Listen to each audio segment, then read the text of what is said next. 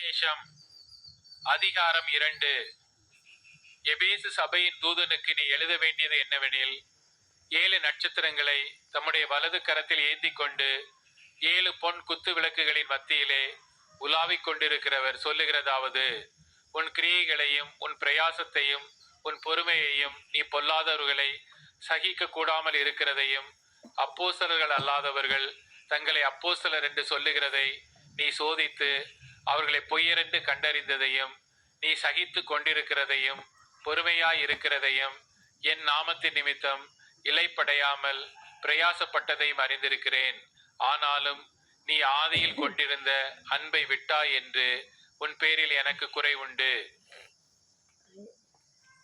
ஆகையால் நீ இன்ன நிலைமையிலிருந்து விழுந்தாய் என்பதை நினைத்து மனம் திரும்பி ஆதியில் செய்த கிரியைகளை செய்வாயாக. இல்லாவிட்டால் நான் சீக்கிரமாய் உன்னிடத்தில் வந்து, நீ மனம் திரும்பாத பட்சத்தில் உன் விளக்கு தண்டை அதனிடத்தில் நின்று நீக்கிவிடுவேன்.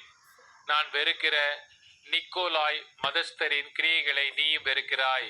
இது உன்னிடத்தில் உண்டு. ஆவியானவர் சபைகளுக்கு சொல்லுகிறதை காதுள்ளவன் கேட்க கடவன். ஜெயங்கொள்ளுகிறவன் எவனோ அவனுக்கு தேவனுடைய பரதீசின் மத்தியில் இருக்கிற ஜீவ விருட்சத்தின் கனியை புசிக்க கொடுப்பேன் என்றெழுது. சிமிர்னா சபையின் தூதனுக்கு நீ எழுத வேண்டியது என்னவெனில், முந்தினவரும் பிந்தினவரும் மரித்திருந்து பிழைத்தவருமானவர் சொல்லுகிறதாவது: உன் கிரியைகளையும் உன் உபத்திரவத்தையும், நீ ஐஸ்வர்யம் உள்ளவனாயிருந்தும் உனக்கிருக்கிற தரித்திரத்தையும், தங்களை யூதரென்று சொல்லியும் யூதராயிராமல் சாத்தானுடைய கூட்டமாய் இருக்கிறவர்கள் செய்யும் தூஷணத்தையும் அறிந்திருக்கிறேன். நீ படப்போகிற பாடுகளை குறித்து எவ்வளவும் பயப்படாதே. இதோ, நீங்கள் சோதிக்கப்படும் பொருட்டாக பிசாசானவன் உங்களில் சிலரை காவலில் போடுவான். 10 நாள் உபத்திரவப்படுவீர்கள். ஆகிலும் நீ மரண பரியந்தம் உண்மையாயிரு, அப்பொழுது ஜீவ கிரீடத்தை உனக்கு தருவேன். ஆவியானவர் சபைகளுக்கு சொல்லுகிறதை காதுள்ளவன் கேட்க கடவன். ஜெயங்கொள்ளுகிறவன் 2ஆம் மரணத்தினால் சேதப்படுவதில்லை என்றெழுது.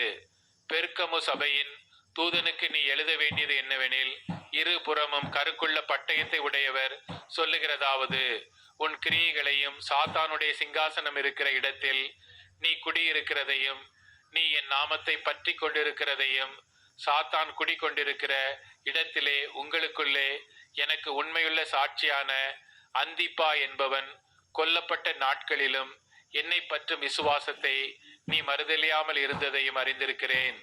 ஆகிலும் சில காரியங்களை குறித்து உன் பேரில் எனக்கு குறை உண்டு. விக்கிரகங்களுக்கு படைத்தவைகளை புசிப்பதற்கும் பேசித்தனம் பண்ணுவதற்கும் ஏதுவான இடரலை இஸ்ரவேல் புத்திரர் முன்பாக போடும்படி பாலாக் என்பவனுக்கு போதனை செய்த பிலேயாமுடைய போதகத்தை கை கொள்ளுகிறவர்கள் உன்னிடத்தில் உண்டு. அப்படியே நிக்கோலாய் மதஸ்தருடைய போதகத்தை கை கொள்ளுகிறவர்களும் உன்னிடத்தில் உண்டு. அதை நான் வெறுக்கிறேன். நீ மனம் திரும்பு. இல்லாவிட்டால் நான் சீக்கிரமாய் உன்னிடத்தில் வந்து என் வாயின் பட்டயத்தால் அவர்களோட யுத்தம் பண்ணுவேன். ஆவியானவர் சபைகளுக்கு சொல்லுகிறதை காதுள்ளவன் கேட்க கடவன்.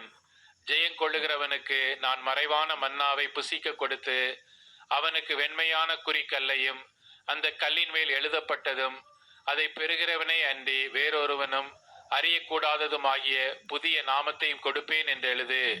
தியத்தீரா சபையின் தூதனுக்கு நீ எழுத வேண்டியது என்னவெனில், அக்கினி ஜுவாலை போன்ற கண்களும் பிரகாசமான வெண்கலம் போன்ற பாதங்களும் உள்ள தேவகுமாரன் சொல்லுகிறதாவது: உன் கிரியைகளையும் உன் அன்பையும் உன் ஊழியத்தையும் உன் விசுவாசத்தையும் உன் பொறுமையையும், நீ முன்பு செய்த கிரியைகளிலும் பின்பு செய்த கிரியைகள் அதிகமாய் இருக்கிறதையும் அறிந்திருக்கிறேன். ஆகிலும் உன் பேரில் எனக்கு குறை உண்டு. என்னவெனில், தன்னை தீர்க்கதரிசி என்று சொல்லுகிற எசபேல் என்னும் ஸ்திரியானவள் என்னுடைய ஊழியக்காரர் பேசித்தனம் பண்ணவும் விக்கிரகங்களுக்கு படைத்தவைகளை புசிக்கவும் அவர்களுக்கு போதித்து அவர்களை வஞ்சிக்கும்படி நீ அவளுக்கு இடம் கொடுக்கிறாய். அவள் மனம் திரும்பும்படியாய் அவளுக்கு தவணை கொடுத்தேன். தன் வேசி மார்க்கத்தை விட்டு மனம் திரும்ப அவளுக்கு விருப்பமில்லை. இதோ, நான் அவளை கட்டில் கிடையாக்கி அவளுடனே விபச்சாரம் செய்தவர்கள் தங்களுடைய கிரியைகளை விட்டு மனம் திரும்பாவிட்டால் அவர்களை மிகுந்த உபத்திரவத்திலே தள்ளி அவளுடைய பிள்ளைகளையும் கொல்லவே கொள்ளுவேன். அப்பொழுது நானே உள்ளீந்திரியங்களையும் இருதயங்களையும் ஆராய்கிறவர் என்று எல்லா சபைகளும் அறிந்து கொள்ளும். அன்றியும் உங்களில் ஒவ்வொருவனுக்கும் உங்கள் கிரியைகளின்படியே பலனளிப்பேன். தியத்தீராவிலே இந்த போதகத்தை பற்றி கொள்ளாமலும்